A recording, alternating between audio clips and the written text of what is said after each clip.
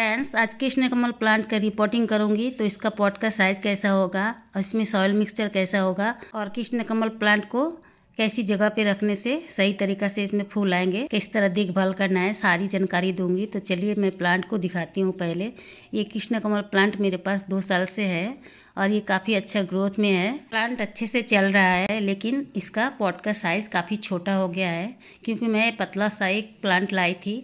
अब इसमें 2 साल से रहते रहते ये काफ़ी मोटा हो चुका है। इसका तना देखिए, और पॉट है 10 इंच का। तो इसमें पानी देते ही सूख जाते हैं, जैसे 2 घंटा 3 घंटा में इसका पानी ख़त्म हो जाता है। पौधा काफ़ी बड़ा है तो पानी सूखते ही प्लांट के पत्ते भी मुरझा जाते हैं। तो इसके लिए जो ये प्लांट है 2 साल के, इसके लिए कम से कम 30 से 40 लीटर का पॉट चाहिए। चाहे तो आप बाल्टी ले सकते हैं, चाहे हाफ ड्राम ले सकते हैं 50 लीटर का। पहले आप छोटे पॉट में रख सकते हैं, लेकिन जैसे जैसे प्लांट बड़ा हो आपको पॉट का साइज़ भी चेंज करना होगा। तो मैं 30 लीटर का बाल्टी ली हूँ यहाँ पे, और नीचे में बहुत सारे होल कर दी हूँ ताकि पानी ना रुके। बरसात में पानी रुकने से प्लांट के जड़ खराब हो जाएंगे। तो आप ज़्यादा से ज़्यादा इसमें होल कर ले ताकि बरसात में पानी बह के निकल जाए। चलिए सॉइल मिक्सचर के बारे में बताती हूँ, उसमें कैसी सॉइल मिक्सचर अच्छी होगी। 3 kg का मात्रा में मैं वर्मी कंपोस्ट ली हूँ अच्छे वाले, और काठ का भूसा सड़ाया हुआ है ये। इसमें पहले मैं प्लांट लगाई थी साग वगैरह, वही मैं निकाल के रख ली हूँ। ये है मिक्स खाद। मिक्स खाद आप 2 से 2.5 मुट्ठी ही डालें 30 लीटर का अगर बकेट हो तो। ये मिक्स खाद बनाना काफ़ी आसान है, आप बना के रख सकते हैं स्टोर करके।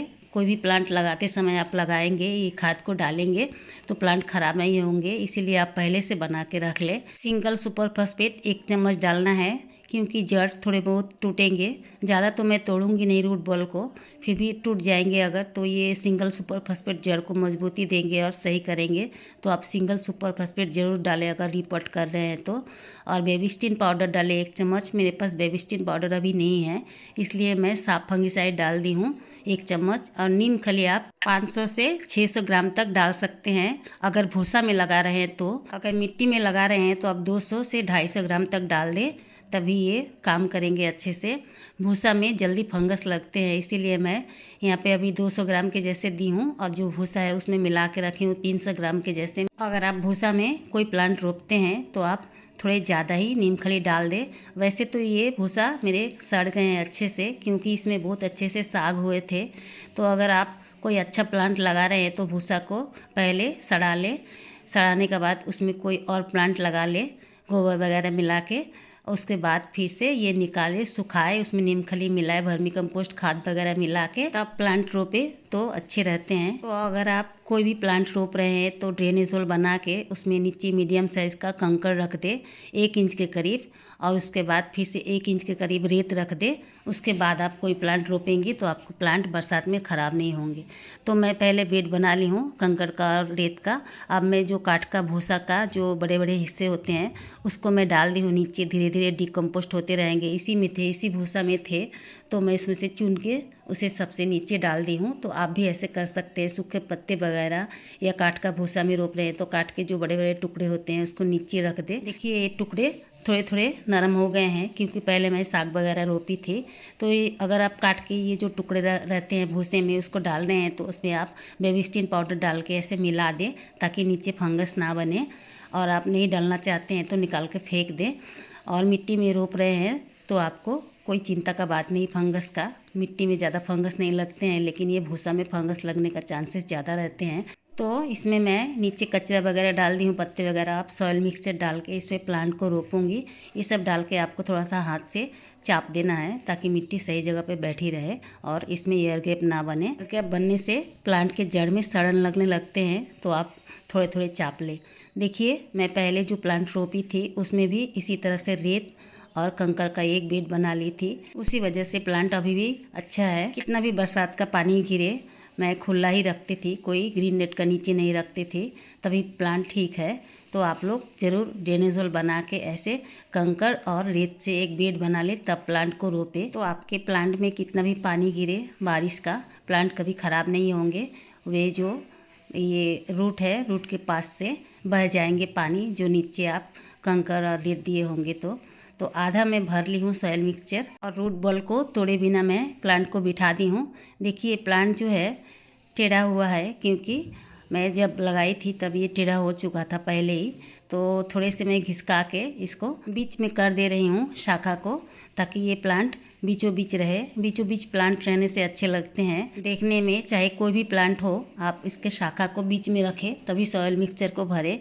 और हो सके तो आप इसके रूट बॉल के ऊपर के थोड़ी थोड़ी मिट्टी पॉट में डालने का बाद हल्का सा ढीला कर दें। अगर आप नर्सरी से लाए हैं तो, या तो घर का प्लांट है तो आपका मिट्टी सही होगा तो आप नहीं भी कर सकते हैं, वैसा नहीं भी करने से होगा। नर्सरी से लाई गई ज़्यादातर प्लांट का मिट्टी सख्त रहते हैं, इसीलिए मैं बोलती हूँ पॉट में जब आप रोप रहे हैं तो आधा पॉट में मिट्टी भर ले, उसके बाद उसमें रख के प्लांट को रख के तब उसमें धीरे धीरे चाकू की मदद से या कोई और औजार की मदद से मिट्टी को ढीला कर देंगे तो प्लांट के जड़ को चलने में आसानी होगी और आपके प्लांट सही चलेंगे, मरेंगे भी नहीं। कभी कभी नर्सरी का प्लांट में चिकनी मिट्टी से प्लांट को रोपा जाता है तो मिट्टी काफ़ी सख्त हो जाती है, चिकनापन रह जाता है अगर चिकनी मिट्टी हो तो, और बरसात में उसमें पानी जम के उसके रूट खराब हो जाते हैं। तो आप मिट्टी को ढीला कर देंगे तो उसके जो चिकनापन है मिट्टी के साथ मिल जाएगी, तो पानी लगने का डर नहीं रहेगा जड़ में। तो आप ऐसा ज़रूर करें अगर चिकनी मिट्टी का प्लांट लेके आए हो तो।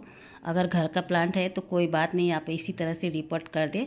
रिपोर्ट करने के बाद पूरा भरपूर पानी दे दे, ऐसा पानी दे कि नीचे के ड्रेनेज होल से बहने लगे। कोई भी प्लांट को पहले बार रिपोर्ट करें तो पूरा भरपूर पानी दे। पहले एक बार पानी डालें, वो पानी सूख जाए, फिर और एक बार डालें तो आप देखेंगे नीचे के ड्रेनेज होल से बह के निकल रहा है पानी। तब आप समझ जाए अच्छा से प्लांट को रिपोर्ट आप किए हैं।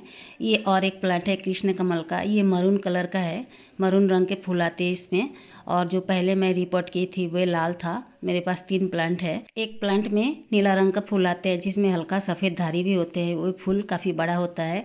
और ये मरून कलर का जो फूल है इसका साइज़ छोटा है, लेकिन इसमें बहुत सारे फूल गुच्छे में आते हैं।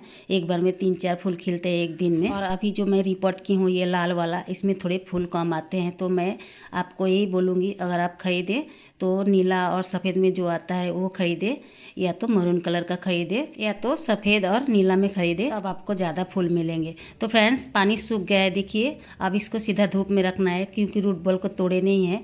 और ये प्लांट को ज़्यादा से ज़्यादा धूप चाहिए, जितना धूप देंगे उतना ज़्यादा फूल होगा। और ये प्लांट में नमी बनाए रखें।